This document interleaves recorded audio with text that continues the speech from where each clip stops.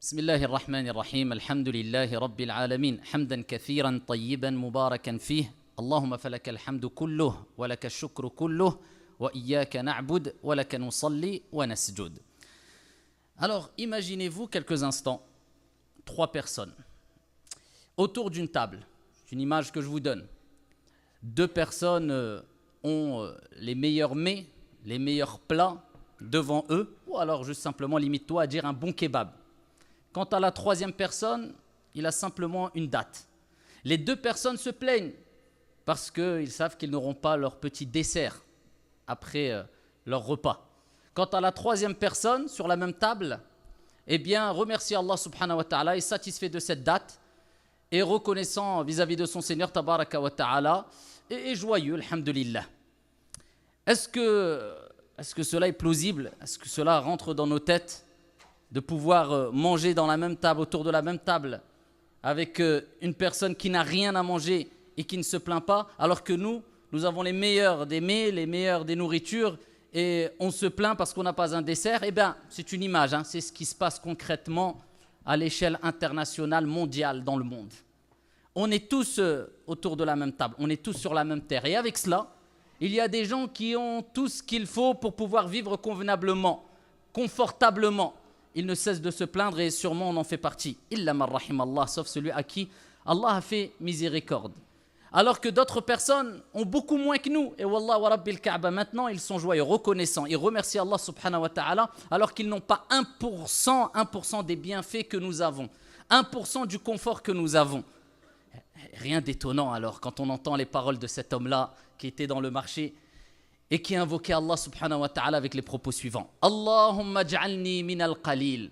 Allahumma j'alni min al-qalil. Omar ibn al-Khattab radiyallahu anhu arda entend cette invocation dans le marché. Il dit, Ya rajul, min ayna atayta bi hadha ad-du'a. Mais d'où as-tu ramené, d'où tu es venu avec cette invocation? D'où vient cette invocation? Allahumma j'alni min al-qalil. Oh Allah, compte-moi parmi le peu, la petite quantité. Qu'est-ce que c'est que cette invocation? Il dit, j'invoque Allah subhanahu wa ta'ala avec ses propos car qala rabbuna tabaraka wa ta'ala wa qalilun min ibadiya ash-shakur. Car Allah subhanahu wa ta'ala dit dans le Coran, et peu de mes serviteurs sont reconnaissants, et c'est pour cela qu'il ne cessait de répéter Allahumma j'alni min al-qalil. Oh Allah, compte-moi parmi ceux qui font partie de cette petite quantité. Parce que peu sont reconnaissants envers Allah subhanahu wa ta'ala. Peu savent qu'est-ce que vraiment la reconnaissance vis-à-vis d'Allah subhanahu wa ta'ala. Peu, illa man rahim Allah, ont compris l'importance de ce sujet. Et peu ont compris que être ingrat fait disparaître les bienfaits. Quant au fait d'être reconnaissant, cela ne fait qu'accroître les bienfaits d'Allah subhanahu wa ta'ala sur vous. قال ربنا تبارك وتعالى وإذ تأذن ربكم لئن شكرتم لأزيدنكم ولئن كفرتم إن عذابي لشديد. Et lorsque ton Seigneur proclama, et si vous êtes reconnaissant, j'accroîtrai, j'augmenterai de mes bienfaits sur vous. Ton argent, ta santé, ton bonheur, si tu es reconnaissant, si tu dis alhamdulillah, avec le cœur, avec la langue, à travers tes faits et gestes, eh bien Allah augmentera de ses bienfaits sur toi. Mais si tu es ingrat, si tu n'es pas reconnaissant, si tu ne cesses de te plaindre, oh, moi j'ai les plus gros problèmes, dès qu'il y a un petit truc qui te touche, tu as ton petit lot d'épreuves, parce que de toute manière, tout le monde a son lot d'épreuves, eh bien tu flanches et tu oublies que le prophète alayhi salatu wassalam a dit « Unzuru ila man huwa asfala minkum » Regardez ceux qui sont en dessous de vous. Pas pour les actes d'adoration où on doit se concurrencer dans le bien. Là, non, mais la barre haute. Regarde ceux qui sont meilleurs que toi. Non, mais dans le dunya, dans les bienfaits mondains, regarde ceux qui sont en dessous de toi.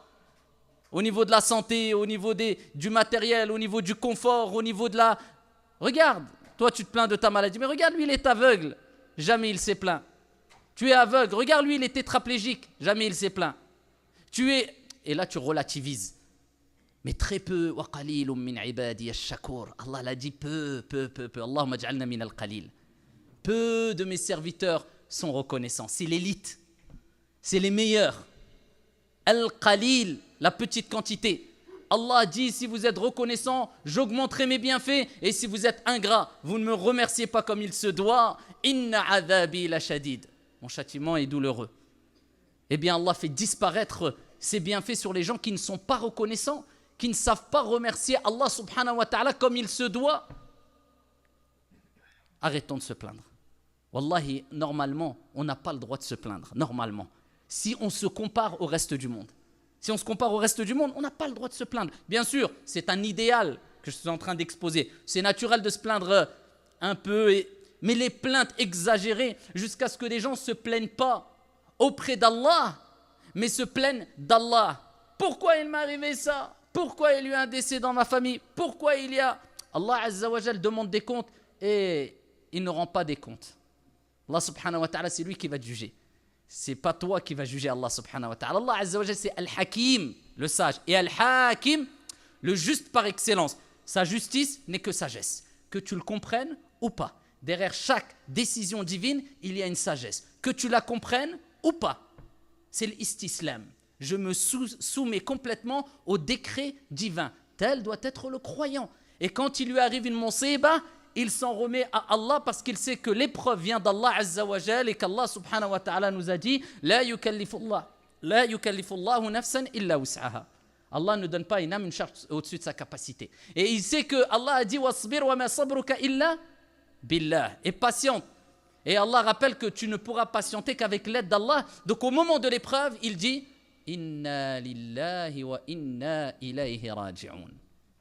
Nous appartenons à Allah et nous retournerons tous auprès d'Allah subhanahu wa ta'ala. Il s'en remet complètement à Allah au moment de l'épreuve. Et voilà qu'Allah le raffermit. Et voilà qu'Allah Azza wa Jalla le récompense. Et voilà qu'Allah subhanahu wa ta'ala, quand il n'en peut plus, eh bien, lui accorde une délivrance. Inna nasra ma'a sabr wa inna ma'al usri yusra. Le secours vient avec quoi? La patience. Et avec la difficulté, fa inna ma'al usri yusra, inna ma'al usri yusra. Allah n'a pas dit après. Non, avec la difficulté, il y a une facilité. Et il répète, avec la difficulté, il y a une facilité. Il n'y a aucune difficulté qui n'est pas accompagnée d'une facilité. Mais cette facilité sera présentée à toi, te sera présentée au moment adéquat, au bon moment. Parce qu'Allah veut que tu endures, veut que tu patientes, veut que tu pleures, veut que tu arrives au moment où tu invoques Allah Azza wa Jal avec un cœur présent, avec concentration. Mais quand tout va bien, comment tu l'invoques? Peut-être tu l'invoques en levant les mains et en regardant ta montre. Parce que tu n'es pas vraiment dedans. Mais quand tu as une grosse épreuve, tu invoques Allah Azza wa Jal comme celui qui est au milieu d'une tempête en pleine mer. Et là, quand il lève les mains, je peux vous dire que ça tremble dans son cœur. Eh bien, c'est ça qu'Allah subhanahu wa ta'ala veut de toi. Allah Azza wa Jal, comme le prophète alayhi salatu wassalam nous a dit, il veut voir son serviteur l'invoquer en pleurant, en s'en remettant complètement à lui, et à ce moment-là, la délivrance arrive. Allah aime voir son serviteur dire Ya Rab, Ya Rab, Ya Rab, j'en peux plus, Ya Allah, je compte sur toi, je sais que la délivrance est proche. Et il pleure pour Allah subhanahu wa ta'ala. Jamais un œil qui a versé une larme par crainte d'Allah subhanahu wa ta'ala verra le feu de l'enfer, kama qala alayhi salatu wassalam. Et comme avaient l'habitude de le rappeler les pieux prédécesseurs, il pleurait pour Allah subhanahu wa ta'ala. Il pleurait parce qu'il savait que Allah aime les voir dans cette situation de soumission. Mais nous, malheureusement, illa man rahim Allah, sauf celui à qui Allah fait miséricorde. Quand on est plein d'épreuves, eh bien, au lieu de courir vers Allah Azza wa Jal, comme le prophète faisait quand il avait plein d'épreuves, il disait Ya Bilal, arihna biha. Apaise-nous avec elle, c'est-à-dire l'appel à la prière, afin qu'il prie. Il trouvait le refuge dans la prière, l'apaisement dans la prière. Ils invoquaient Allah, parce que le prophète alayhi salatu wassalam a dit le moment où vous êtes le plus proche d'Allah Azza wa Jal, c'est quand vous êtes prosterné, akfiru du'a. Augmentez les invocations quand vous êtes en prosternation. Eh bien, il se prosternait et il demandait à Allah. Eh bien, nous, malheureusement, on a tendance quelquefois à faire la même chose, à avoir le même comportement, mais envers les êtres humains. On frappe à toutes les portes. J'ai un problème, j'ai ceci, j'ai cela, aide-moi, je suis prêt à donner de l'argent, je suis prêt à donner tout, je suis prêt. Et ensuite, bon, c'est vrai, il faut que je prie, je demande à Allah. Mais Allah n'a pas besoin de toi. C'est toi qui as besoin d'Allah. Tu n'as pas su frapper à la bonne porte et au bon moment. Tu as donné priorité à qui? À quoi? Vous vous souvenez peut-être, et vous connaissez le hadith de cette femme-là, qui était au pied d'une tombe et qui se lamentait. Et le prophète alayhi salatu wassalam est passé près de cette femme-là et de cette tombe. Et il lui a dit, patiente. Elle n'a pas reconnu le prophète alayhi salatu wassalam. Et traduction du sens, elle lui a dit, mais tu ne sais pas ce que j'endure. Elle n'a pas accepté le conseil du prophète alayhi salatu wassalam.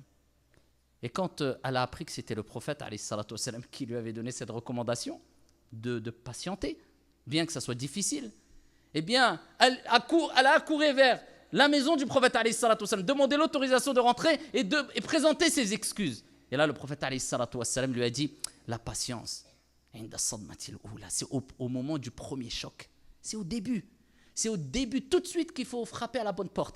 Et selon la rapidité que tu as eue de t'en remettre à Allah subhanahu wa ta'ala, eh bien la délivrance reviendra plus vite ou moins vite. Ça dépend, c'est proportionnel. Si tu as su frapper à la bonne porte, t'inquiète pas, la délivrance, elle se rapproche, incha'Allah ta'ala. L'assistance et l'aide d'Allah subhanahu wa ta'ala se rapprochent, incha'Allah ta'ala. Mais, illa man rahim Allah, toujours ce mécanisme, les gens, le riche, le fort, le connu, celui qui a une notoriété, je vais aller les voir et ensuite je m'en remets à Allah subhanahu wa ta'ala. Wallah, on n'a même pas compris qu'est-ce que c'était qu'ash-shukr. Comment voulez-vous être reconnaissant tant que vous n'avez pas compris c'est quoi ash-shukr? Vous savez qui a compris c'est quoi ash-shukr? Daoud alayhi salam. Daoud alayhi salam. Il a dit, Ya Rab, kayfa ashkuruk?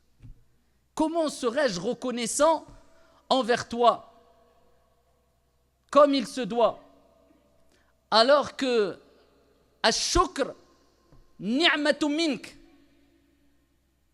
alors que la reconnaissance est un bienfait venant de toi. Vous avez compris ou pas? Il dit Allah, comment je vais être reconnaissant comme il se doit, alors que même quand je suis reconnaissant, le fait d'être reconnaissant, c'est un bienfait qui mérite d'être reconnaissant. Allahu Akbar. Donc il dit, on n'en finit plus. Le fait de dire alhamdulillah, d'être reconnaissant pour un bienfait, eh bien, c'est un bienfait qui mérite une reconnaissance. Donc comment je fais, Ya Rab? Allah lui a répondu, Al-an, araftani wa shakartani. Maintenant, tu m'as connu et tu as été reconnaissant. Là, tu as compris c'était quoi la reconnaissance, al-shukr. Vous avez vu le niveau? Le fait d'être reconnaissant mérite une reconnaissance. Et comme tu as été reconnaissant pour le bienfait d'être reconnaissant, mérite encore une reconnaissance vis-à-vis d'Allah parce que c'est un bienfait. Et ainsi de suite. Donc comment être reconnaissant comme il se doit vis-à-vis d'Allah? C'est quand tu auras compris cela, et bien à ce moment-là, tu auras été reconnaissant vers Allah subhanahu wa ta'ala. Et tu auras été loin des négligents. Qui, bon, c'est un bienfait, et après? Allah aime tellement la reconnaissance. Regardez la beauté de l'islam et la facilité. Ce qui dit, ouais, l'islam c'est dur, c'est... Le prophète sallallahu alayhi wa sallam nous dit, celui qui mange et qui à la fin du repas est reconnaissant envers Allah subhanahu wa ta'ala en le louant, a la même récompense que celui qui s'est abstenu de boire et de manger. Subhanallah. C'est pour nous montrer l'importance de la reconnaissance. Bien sûr, celui qui s'est abstenu de boire et de manger, qui a été reconnaissant pour ce bienfait, l'aura devancé. Mais pour vous montrer que la reconnaissance apporte énorme. La reconnaissance apporte beaucoup. Et parmi les voies pour être reconnaissant, c'est de reconnaître et de prendre conscience de ce qu'est vraiment ash-shukr, la reconnaissance. Et ainsi, vous allez arrêter de vous plaindre. On va arrêter de se plaindre. On se plaindra toujours un peu, mais bon, l'imam Ahmed, rahmatullahi alayhi, bon, ça c'est Al-Kibar, les grands, les pieux, les vertueux qui nous ont devancés. Hein. L'imam Ahmed, rahmatullahi alayhi, il était dans les derniers instants de sa vie. Kana Yahin, il était en train de gémir, de douleur. Il était dans les derniers instants de sa vie. Parle pas, il se plaignait parce qu'il n'a pas sa boisson comme nous, quelquefois il l'a rahimallah, ou son petit dessert, ou bien parce que le lit n'est pas assez confortable, ou parce qu'il a 2 serviettes au lieu de 3 serviettes dans la chambre, ou bien, et j'en passe. Hein. Surtout nous, en France, les Français, on est parmi les plus grands experts dans le monde, je pense, en plainte. C'est vrai ou pas? Parce que plus tu vis dans un certain confort, et plus tu en veux, et moins tu es reconnaissant. Malheureusement, c'est pour ça que c'est bien quelquefois de sortir de sa zone de confort. C'est important. Le confort, ce n'est pas interdit. Mais être noyé dans le confort, c'est très nuisible et ça pousse à la paresse. Et la paresse, c'est une maladie, car le prophète lui-même, alayhi salatu wassalam, disait « Allahumma inni a'udhu bika min al-ajzi wal kasal ». Oh Allah, je cherche refuge auprès de toi contre l'incapacité, ne sois pas incapable. Le musulman, il est toujours optimiste, il va de l'avant. L'incapacité et la paresse. Les zones de confort. Eh bien, être trop dans sa zone de confort, eh bien, c'est néfaste. C'est pas très bon. Et comme on a l'habitude de se plaindre, eh bien, il est bon de rappeler ces éléments importants. Connaître c'est quoi ash-shukr, la reconnaissance, et que se plaindre fait disparaître les bienfaits, comme on le rappellera dans un hadith pour finir à la fin cette intervention, sur ces 3 fameuses personnes qui ont été comblées de bienfaits par Allah subhanahu wa ta'ala, le lépreux, le chauve et l'aveugle, et qui ont été ingrats sauf un, l'aveugle, comme on le verra incha'Allah ta'ala.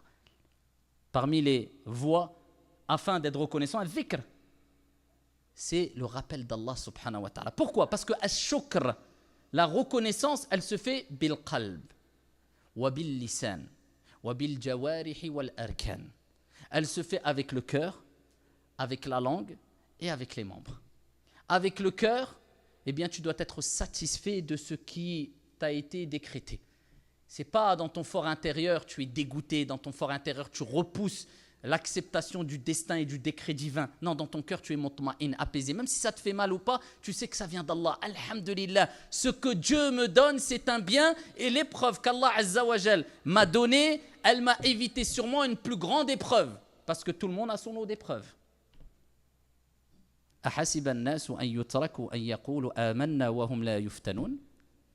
Allah le dit clairement, est-ce que les gens pensent qu'on va les laisser dire je crois sans les éprouver? On va les éprouver comme on a éprouvé ceux qui les ont précédés. C'est comme ça, darul ibtila'at, la demeure des épreuves.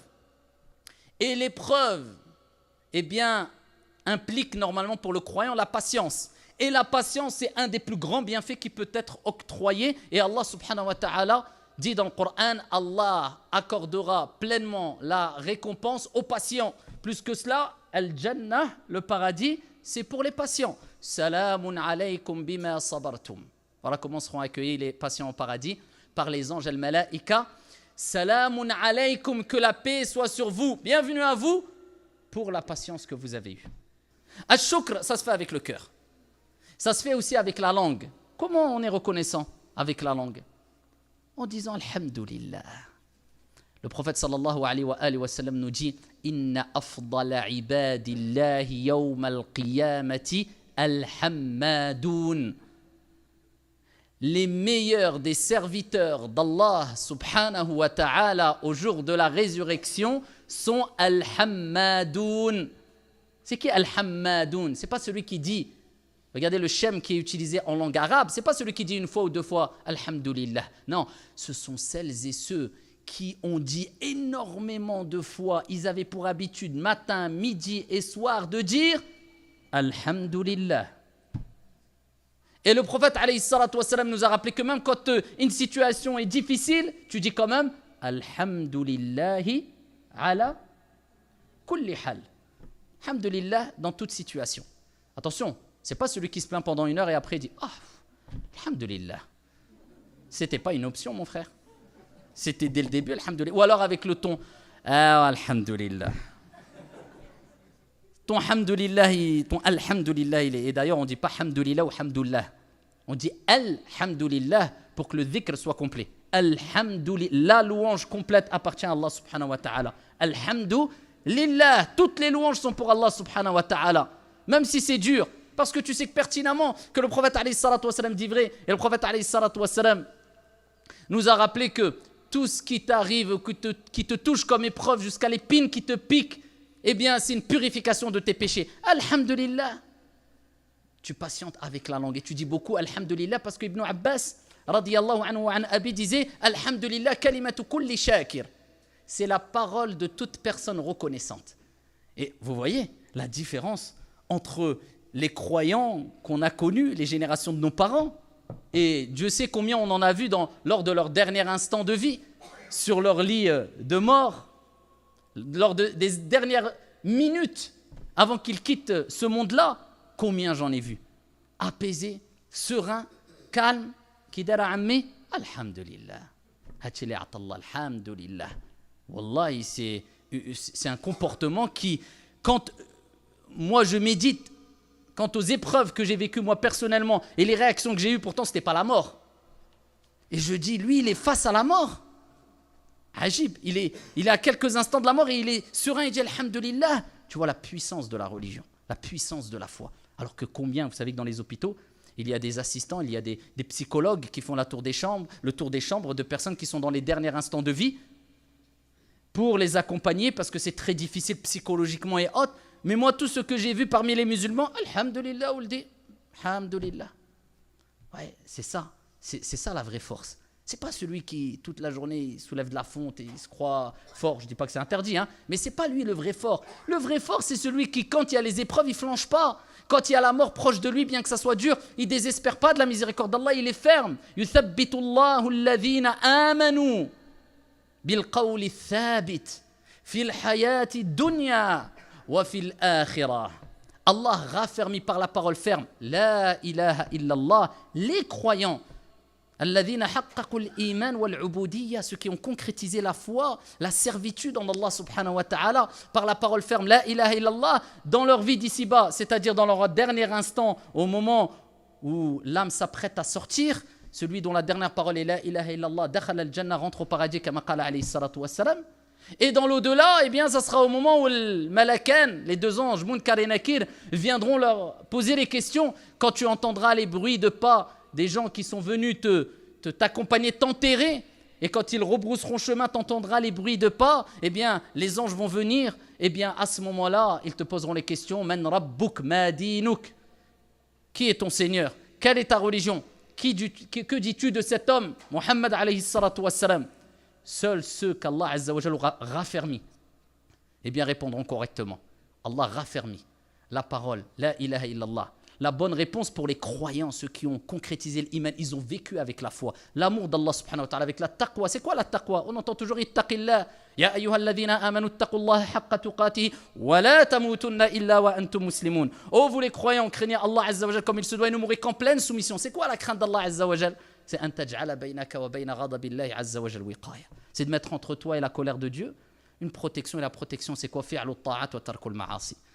C'est l'obéissance envers Allah subhanahu wa ta'ala et le délaissement des actes de désobéissance au mieux. On n'est pas des saints, on n'est pas des anges, on n'est pas des... Mais au mieux, c'est de laisser une bonne image derrière nous, un bon comportement vis-à-vis de tous les êtres humains.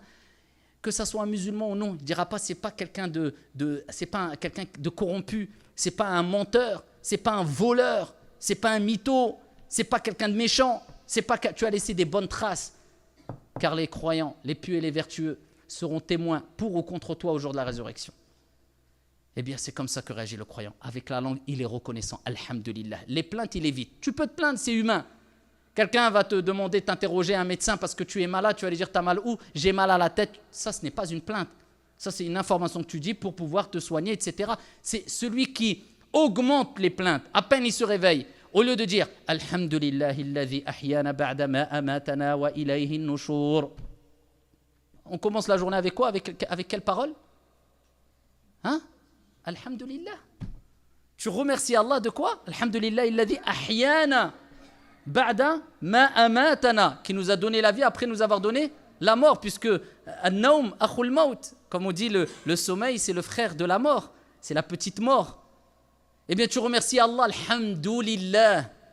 Et plus tu remercies Allah, plus Allah augmente ses bienfaits. Peut-être ça va être la cause de l'allongement de ta vie. Eh bien, tu remercies Allah Azza wa Jalla de t'avoir fait revivre quelque part après t'avoir fait mourir et tu concrétises ta bonne croyance et on retournera tous vers lui, Allah Azza wa Jalla. La résurrection, c'est auprès d'Allah subhanahu wa ta'ala. C'est comme ça que le croyant est. Non, des personnes, à peine ils se réveillent, j'ai mal, je suis fatigué, que des plaintes. À peine son âme a retrouvé son corps quelque part, des plaintes. Fais la dua, après plains-toi, ba'da. Mais comment ça, au moins la dua? Vous avez vu l'importance de vivre avec le dhikr. Pourquoi c'est important? Parce que c'est une preuve de shukr, de reconnaissance, de remerciement vis-à-vis d'Allah subhanahu wa ta'ala. Avec la langue, on a dit avec le cœur, avec la langue, et avec les membres aussi, comme on le verra, mais avec la langue. Le meilleur des moyens, c'est avec le dhikr. Déjà, alhamdulillah, on a dit alhammadoun. Ceux qui disent beaucoup alhamdulillah, c'est les meilleurs des gens au jour de la résurrection. Le prophète alayhi salatu wassalam a rappelé que seront heureux ceux qui vont trouver beaucoup d'istighfar dans leur livre au jour de la résurrection. Quand on va présenter le livre Iqra kitabak et on te dira lis ton livre, eh bien tout sera noté. Hein. Tout a été noté. Tout est noté. Tout est noté. Hein. Eh bien, tu seras content de trouver beaucoup d'istighfar. Astaghfirullah, astaghfirullah, astaghfirullah. Comme le prophète alayhi salatu wassalam a dit. Et ça, c'est du dhikr. Et cela me permet de revenir vers une chose que j'ai oubliée quand j'ai parlé de l'imam Ahmed rahmatullahi alayhi tout à l'heure. Eh bien, quand il était dans les derniers instants de sa vie, eh bien, il gémissait par douleur. Eh bien, il y a un élève qui est rentré. Il a dit, ah, Imam, j'ai entendu Taous dire que même les gémissements seront inscrits dans le livre. Fasakat, il s'est tu. Par crainte de rendre des comptes sur les gémissements, alors que c'est quelque chose de naturel. Mais bon, ils avaient atteint un tel niveau de piété, un tel niveau de scrupule, wara', un tel niveau de zuhd, désintéressement de cette vie ou de certains aspects de cette vie, eh bien qu'ils étaient dans un monde. Alors nous, illa man rahimallah, alhamdulillah qu'Allah est miséricordieux, que sa miséricorde dépasse sa colère et qu'il y a mille et une manières, plus que cela, de se faire pardonner les péchés, sinon tous, dan al-wad. Illa man rahimallah, avec la calomnie qu'on fait, la médisance, les critiques, les ceci, les cela, les mots. Alors j'en parle même pas d'aujourd'hui. La jeunesse, sauf celui à qui Allah fait miséricorde, les insulte ouvertement et on s'en vante et sur les TikTok et les réseaux et à coup de quelquefois Wallah et mon frère et Akhi à côté l'insulte et c'est une vraie tchèque-tchouka, c'est ça les Algériens qui disent ça, non dit harira ou ce que tu veux. C'est un vrai en tout cas 1000 tchèques à la... Ça c'est catastrophique. Al-dhikr, al-dhikr. Vous savez le dhikr c'est quoi? C'est l'oxygène de l'âme. Sans dhikr, sans rappel, sans évocation, l'âme ne survit pas. Et c'est pour cela que le prophète sallallahu alayhi wa sallam a dit l'exemple de celui qui évoque Allah et celui qui ne l'évoque pas est tel l'exemple du vivant et du mort, spirituellement. L'âme spirituelle, le cœur ne peut pas vivre sans dhikr, sans évocation, sans rappel. Et c'est pour cela que le prophète sallallahu alayhi wa sallam a dit Sabaqa al-mufarridoun, vous ont devancé al-mufarridoun. Et ils ont dit Ya Rasulallah, qui sont al-mufarridoun? Et le prophète alayhi salatu wa sallam a dit Al-dhakiroun Allah kathiran wa al-dhakirat, celles et ceux qui évoquent, se rappellent beaucoup d'Allah subhanahu wa ta'ala. Et Allah dit dans le Coran وَالذَّاكِرِينَ اللَّهَ كَثِيرًا وَالذَّاكِرَاتِ أَعَدَّ اللَّهُ لَهُمْ مَغْفِرَةً وَأَجْرًا عَظِيمًا. Celles et ceux qui évoquent Allah, il ne s'est pas arrêté là Allah. Ça ne suffit pas de temps en temps subhanallah, alhamdulillah. Non, celles et ceux qui évoquent kathira, beaucoup, fréquemment Allah azza wa jal, Allah leur a préparé أَعَدَّ اللَّهُ لَهُمْ مَغْفِرَةً, un pardon, مَغْفِرَةً وَأَجْرًا عَظِيمًا, une grande récompense, al-jannah. Et Allah, quand il parle des hypocrites dans le Coran, il dit, et ils évoquent que très peu Allah azza wa jal. Mais ils évoquaient Allah ou pas? Les hypocrites, oui, mais très peu.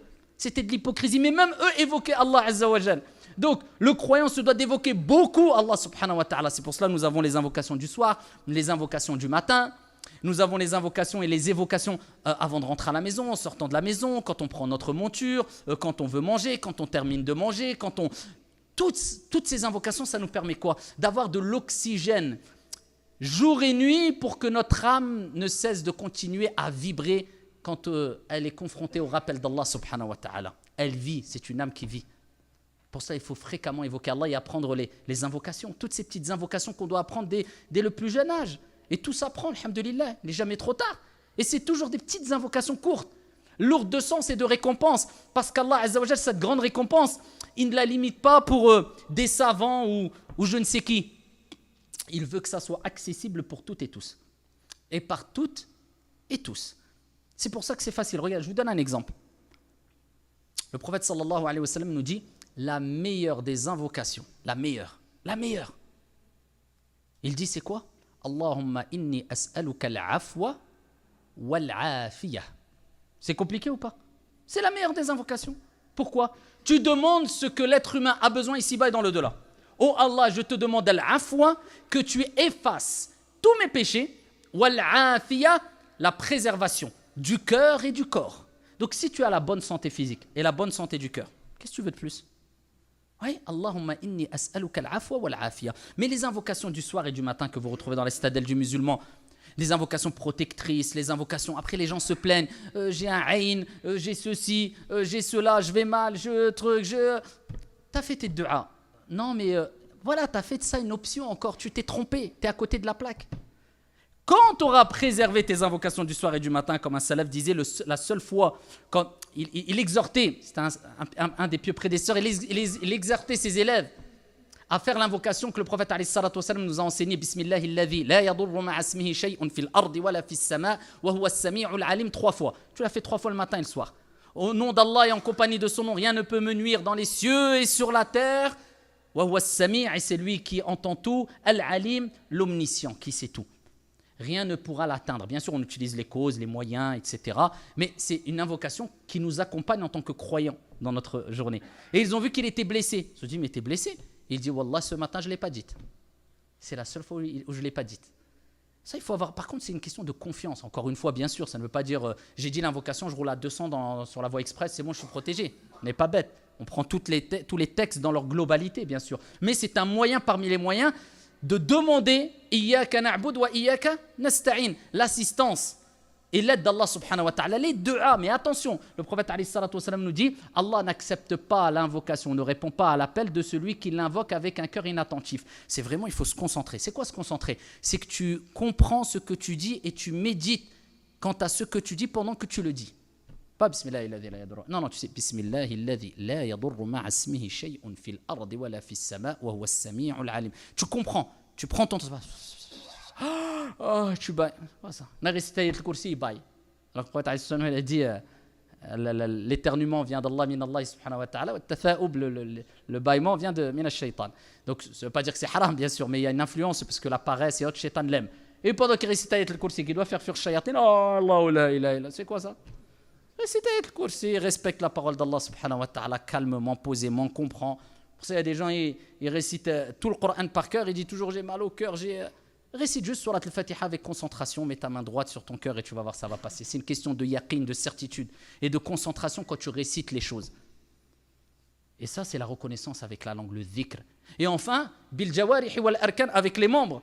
Allah, il parle de Daoud, encore la famille. Qu'est-ce qu'il dit? I'malu ala Daouda shukra. Ô vous, famille de Daoud, œuvrez, agissez à titre de reconnaissance. La preuve que la reconnaissance se fait avec les actions. Ceux qui disent « Oh, Dieu est dans mon cœur ».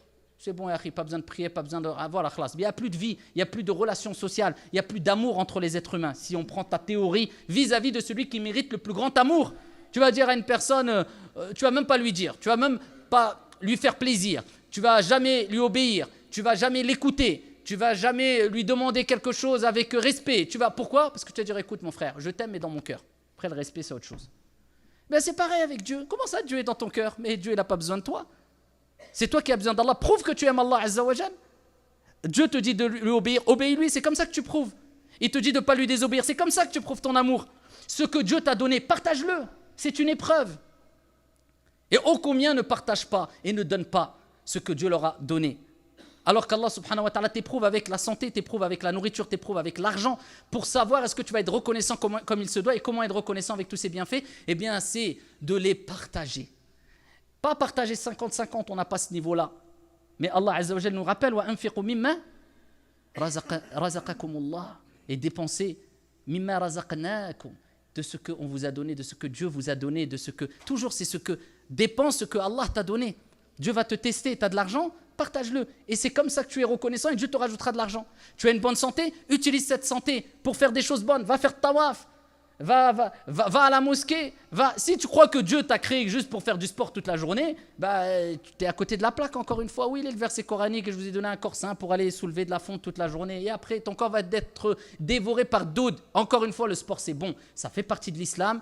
Wa inna li jasadika alayka haqqa. Le prophète a dit ton corps a un droit sur toi. C'est sûr, mais de croire que c'est l'objectif suprême, non, ton corps utilise-le pour aller visiter les malades, pour aller faire du bien, pour travailler, pour gagner de l'argent halal, et ainsi de suite pour tous les autres aspects de la vie. C'est comme ça que le croyant doit réagir. Par crainte que ses bienfaits ne le dépassent et qu'il perde tout. Je terminerai avec ce hadith très connu que vous devez connaître, rapporté par Al-Bukhari ou Muslim fi Sahihain, où il y avait 3 hommes. Il y avait le lépreux, il y avait le chauve, et il y avait l'aveugle. Les 3 ont été éprouvés. Un par la lèpre, le deuxième par... il a perdu ses cheveux, donc c'est vraiment une épreuve. Je ne sais pas, nous on a rasé nos cheveux, je vois que c'est une épreuve parce que certains ils ont réussi après la Umrah à esquiver, donc ça doit être une vraie épreuve. Donc en tout cas, c'est considéré comme une épreuve dans tous les cas. Mouhim, il a été éprouvé, il n'avait plus de cheveux. Et le troisième, il était aveugle. Allah subhanahu wa ta'ala a envoyé un ange. Allah a envoyé un ange qui a pris l'apparence d'un être humain. Il est parti voir le lépreux. Il lui dit, qu'est-ce que tu souhaiterais? Je souhaiterais retrouver une bonne peau et être préservé de ma maladie, je vous abrège le hadith.